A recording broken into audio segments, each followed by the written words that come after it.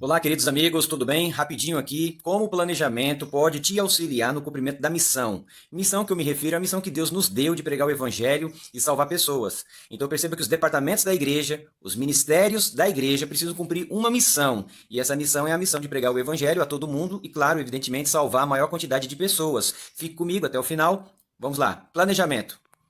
Lucas capítulo 14, versículo 28 até o versículo 30, diz assim: é Jesus que falou as palavras. Qual de vocês, se quiser construir uma torre, primeiro não se assenta e calcula o preço para ver se tem dinheiro suficiente para completá-la? Pois se lançar o alicerce e não for capaz de terminá-la, todos os que virem rirão dele, dizendo: este homem começou a construir e não foi capaz de terminar. Quando Jesus falou essas palavras, ele estava focando o quê? Planejamento. Então, tudo na vida particular, na vida profissional, na vida familiar e principalmente na vida na igreja, vida espiritual e vida religiosa, precisa de planejamento. E esse texto, Jesus está tocando justamente nesse ponto.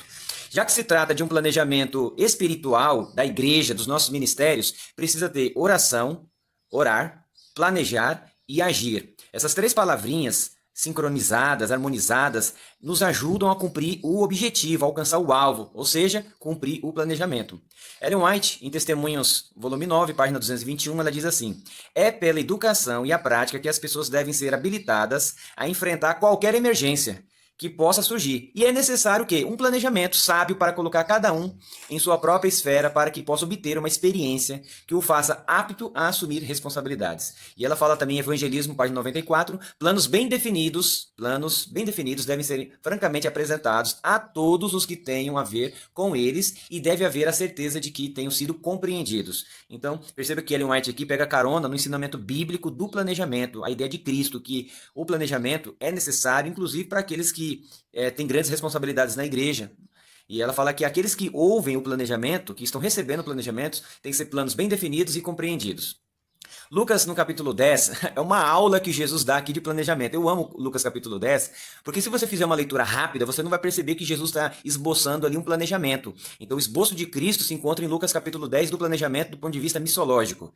Então, é um planejamento prático. Então, vamos começar a leitura dos textos, tá? São vários versos aí concentrados. Tá? Aí em cima, como vocês podem ver, capítulo 10, verso 1, verso 4, verso 7, verso 9 e verso 17. Depois disso, o Senhor, que é Jesus, designou outros 70 e os enviou de dois em dois para que precedessem cada cidade e lugar aonde ele estava para ir. E ele disse: não leveis bolsa, nem alforje, nem sandálias. E ele continua: permanecei na mesma casa, comendo e bebendo do que eles tiverem. Curai os enfermos, que nela houver, e anunciai-lhes: a vós outros está próximo o reino de Deus. E então regressaram os 70 possuídos de alegria, dizendo: Senhor, os próprios demônios se nos submetem pelo teu nome. Então eu concentrei vários versos, mas é do mesmo capítulo, é o mesmo contexto. Jesus, ele está designando, enviando 70 de dois em dois, ou seja, duplas, para que eles pudessem ir em lugares que Jesus passaria depois. E depois ele dá várias instruções. As palavras-chave eu coloquei de letra azul só para a gente compreender melhor o que Jesus queria dizer. Por exemplo, letra A. Designou, Jesus quer dizer que precisa designar. Quem designar?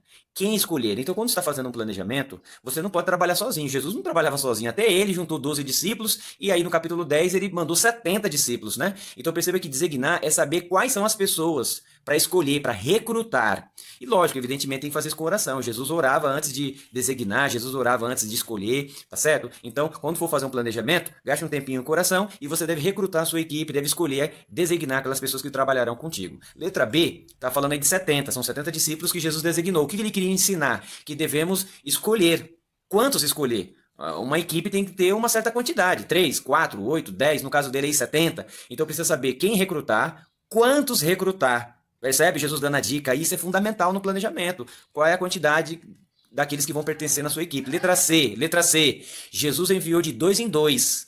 Então ele recrutou, ele sabia quantos recrutar e Jesus enviou de dois em dois, porque ele sabia como enviar. Tá certo? Esse é o método que Jesus estava ensinando. Como enviar? De dois em dois. Os 70 que foram recrutados. Letra D. Precedessem, ou seja, eles foram à frente antes de Jesus chegar nos povoados e cidades. Então ele estava querendo dizer que no planejamento precisa ter quando enviar. Não é questão de data, questão de tempo. Então, esses 70 que foram recrutados, enviados de dois em dois, eles deveriam ir antes de Cristo, ou seja, isso é um fator tempo, antes de Cristo aparecer nos povoados e vilarejos. A letra E diz cidade e lugar. Jesus quer ensinar que precisamos saber aonde enviar. Qual é teu alvo, aonde você quer chegar? Tá certo? Então perceba que só aqui nessa tela que a gente já viu quem recrutar, quantos recrutar, como enviar essas pessoas que foram recrutados, quando enviar e aonde eles devem ir, que no caso desse planejamento evangelístico eram cidades e lugares que Jesus passaria depois. Qual é teu alvo? Aonde você quer chegar?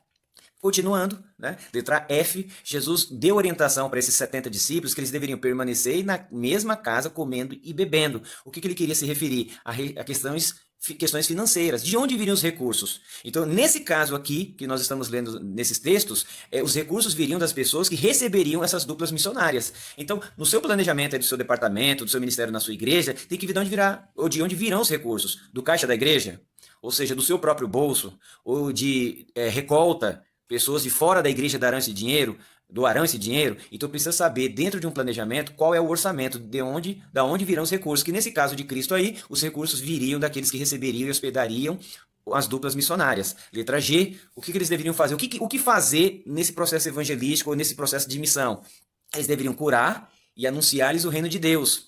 Então é o que fazer, como fazer, o que dizer, qual era a missão deles. A missão dos 70 era justamente curar os enfermos e anunciar que o reino de Deus estava próximo, que Jesus viria logo em seguida e que eles deveriam se arrepender dos pecados e tal. Então perceba que é um esboço de um planejamento minucioso que Jesus ensina em Lucas capítulo 10. Então os discípulos sabiam quantos eram as duplas, como essas duplas foram enviadas, de onde viriam os recursos, o que eles deveriam fazer, curar e anunciar o reino de Deus. Letra H. A letra H diz que regressaram os 70 dizendo. Ou seja, quando eles voltaram da missão, eles apresentaram um relatório. Qual era o testemunho deles? Era justamente para fazer uma avaliação do trabalho. Então não faça um planejamento sem que tenha esses elementos e também que haja uma avaliação, um testemunho, ou pontos positivos, pontos negativos, um relatório. Os discípulos, quando voltam, eles voltam trazendo um relatório para Jesus, justamente para fazer uma avaliação. Então nessa tela que eu estou colocando aí para vocês, essa coluna azul, grossa, né, aí bem comprida, tá falando que é o planejamento macro, que é o planejamento de Deus, que é o planejamento de Deus para salvar a raça humana. Então Deus parte de um ponto para o outro para salvar a humanidade. Essas setas azuis menores somos nós nos acoplando no planejamento de Deus. Então nós, segundo os nossos dons, a nossa bagagem cultural, segundo o nosso entendimento, os dons que Deus nos dá, refinado pela palavra de Deus, nós brotamos do planejamento de Deus e vamos no alvo de Deus, cumprindo o objetivo segundo o nosso ministério e segundo os nossos dons. A setinha azul aí menor, tá? A seta azul grande aí é o plano de Deus. A seta amarela são aquelas pessoas que até começam no plano de Deus, mas acabam se perdendo. Elas vão para uma outra direção. Tá vendo? Elas vão para uma outra direção. A seta roxa é uma outra pessoa que brota também do planejamento de Deus, mas ela começa a ir contra. Você pode ver que a seta ela se inclina para trás, né?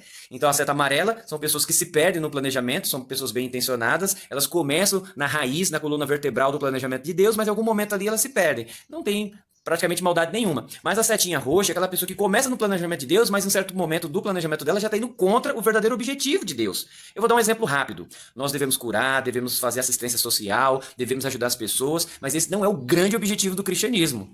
Nós usamos e devemos viver como estilo de vida assistência social e atender às necessidades das pessoas, mas com o objetivo de apresentar Jesus como aquele que salva do pecado e leva ao arrependimento. Qualquer coisa diferente disso, a gente já está mudando o foco do planejamento. E a seta verde é aquela pessoa que se julga cristã, mas de momento algum ela brota da Bíblia, o planejamento dela não brota da missão de Deus e é totalmente perdida e contrária no sentido de cumprir a missão. São planejamentos tóxicos de certo ponto que tira a igreja até do foco do alvo mesmo, né? Eu sei, às vezes tem igreja que só quer viver de festa, festinhas e tal, de comemorações, mas a missão mesmo não cumpre. Ou só pensa em construir, essas coisas não estão erradas. Só tem que tomar cuidado porque às vezes a gente esquece que o verdadeiro planejamento de Deus é a história da redenção, é o plano de salvação que começou desde o Éden, naquele cordeiro que morreu ali representando Jesus para salvar Adão e Eva, apontando para a cruz, tá bom? Então como fazer executar um planejamento com sucesso? Número 1, o que eu quero?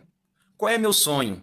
Qual é meu alvo? Aonde eu quero chegar? No caso de Jesus, ali no Lucas capítulo 10, Jesus queria as cidades e lugares prontas para recebê-lo. Por isso que ele mandou os discípulos à frente. O alvo dele era 100% daquelas cidades, vilarejos. Entendeu? Então faça o planejamento seguindo essa linha de raciocínio de Cristo e da Bíblia, né? Número 2, o que nós temos? Muito bem, eu quero chegar em tal lugar, né? Você que é do Ministério dos Aventureiros, Desbravadores, Ministério Jovem, Asa, Diaconato, Ancião de Igreja, que lidera a igreja juntamente comigo, né? Então perceba só, no caso de Cristo ali, o que nós temos? Onde nós estamos? Jesus tinha 70 discípulos que ele treinou e orientou. Então você tem que ver quais são as ferramentas que você tem, né? Quais são as ferramentas, quais são as pessoas que você tem? No caso de Cristo, 70 discípulos, né? 3, Como chegar aonde eu quero? Quais métodos? Ferramentas? Jesus os dividiu de 2 em 2. Jesus os enviou em 35 duplas. Então Jesus queria cidades e vilarejos. Ele tinha naquele momento 70 discípulos que ele designou. E como chegar, né? Como chegar onde eu quero? Qual era o método? O método de Cristo não era mandar ninguém sozinho. Era um acompanhado de outro. Ou seja, 35 duplas. Então, essa aula se aplica para qualquer departamento da igreja, para qualquer ministério da igreja, para o ancião, para o pastor. Todos nós precisamos ter em mente quais métodos nós iremos utilizar para alcançar um objetivo. Por exemplo, um encontro de casais. Né? Quais os métodos que você vai usar nesse encontro de casais? E assim sucessivamente. 4. Quando chegaremos? O planejamento precisa contemplar essas perguntas, inclusive essa que eu acabei de fazer. Tudo precisa de data para começar e para terminar. O planejamento tem que contemplar essas coisas. Quando começa, quando termina. Iniciativa e finiciativa. Muita gente é muito bom para começar e péssimo para terminar. Tem projetos que começaram e nunca terminaram.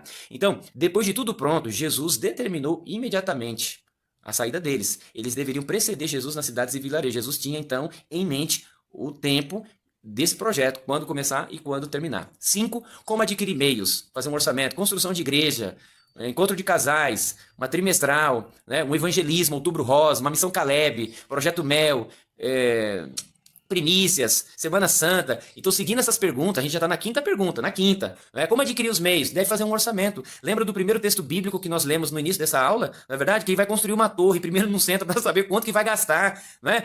Porque se começar a fazer a torre e não terminar, Jesus mesmo disse que essa pessoa será ridicularizada, começou e não terminou. Então, no caso de Cristo, em Lucas capítulo 10, Jesus orientou que os meios viriam dos anfitriões que receberiam as 35 duplas. No seu caso, no seu planejamento, talvez é o caixa da igreja, talvez será recolta, talvez do bolso da sua equipe, tem uma coisa bem pensada, né? 6. Precisamos treinar e passar a visão para a equipe. A equipe, Jesus deixou isso bem claro para todos, e nós devemos fazer igual. Quais desvantagens nós iremos enfrentar. Então não pinte um planejamento sabe, de uma maneira assim perfeita, que não vai ter problema nenhum, isso não é verdade. Né? No caso dos discípulos lá, se você ler Lucas capítulo 10 com calma, Jesus orientou e treinou a cada dupla, e falou inclusive das dificuldades. Jesus falou que eles seriam enviados para o meio dos lobos, e inclusive pela possibilidade de rejeição, eles deveriam até bater o pó dos pés, né? Então não seria um mar de rosas. No meio do planejamento, no meio do orçamento, no meio do recrutamento, no meio do treinamento, de passar a visão, Jesus deixou claro que para executar esse planejamento teria dificuldades, lobos, pessoas maldosas que no trajeto poderiam querer prejudicá-los e outras que não iriam recebê-los, né? Então isso acontece no cristianismo, na igreja, na sociedade, em qualquer plano com o objetivo de alcançar o objetivo de Deus, da sua palavra, né? 7. Estabeleça metas cruciais e divulgar o projeto. Precisa de marketing. Né? Olha o que Jesus falou em Lucas 10, né? Jesus orientou que cada dupla ficasse focada na missão, né? Ele inclusive diz aí, não saudar os outros pelas ruas, né? E cuidar das pessoas e anunciar o evangelho. Não saudar as pessoas pelo caminho, que está no verso 4, verso 9, né?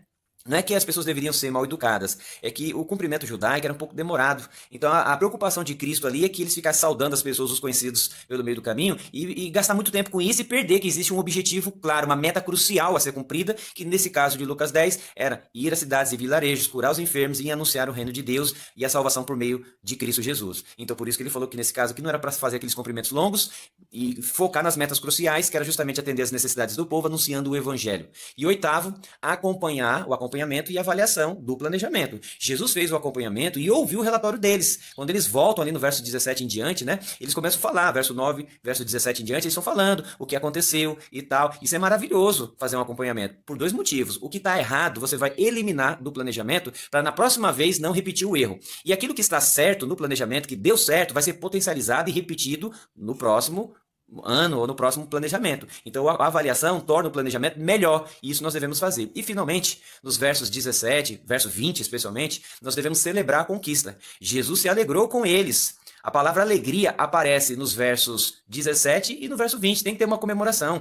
Conseguiu terminar a fachada da igreja? Faça uma comemoração com os irmãos. Terminou a missão Caleb? Faça uma comemoração, né? Um junta-panela, comer alguma coisa, né? Fazer uma festinha ali. É gostoso celebrar, e festa existe na Bíblia. Inclusive, na volta de Jesus, o livro do Apocalipse fala de festa. Iremos nos regozijar e nos alegrar com o nosso Deus. Celebre as etapas do planejamento que foram alcançadas e cumpridas. E finalmente, Lucas capítulo 10, verso 21 diz: naquele momento, pelo poder do Espírito Espírito Santo, Jesus ficou muito alegre e disse: Ó Pai, Senhor do céu e da terra, eu te agradeço porque tens mostrado às pessoas, sem instrução, aquilo que escondeste dos sábios e dos instruídos. Sim, ó Pai, tu tiveste prazer em fazer isso. Então perceba que até o próprio Jesus fica feliz e faz uma oração de agradecimento a Deus pelos objetivos alcançados em Lucas capítulo 10. Fantástico, né? Isso veio tudo do Mestre, tudo na Bíblia, tudo de Cristo. Faça seu planejamento do seu departamento, faça planejamento da tua igreja, do teu distrito, acoplado ao planejamento macro de Deus, seguindo essas perguntinhas, essas ideias que nós vimos nessa aula. Beijo no coração, Deus abençoe a todos, até a próxima. Tchau!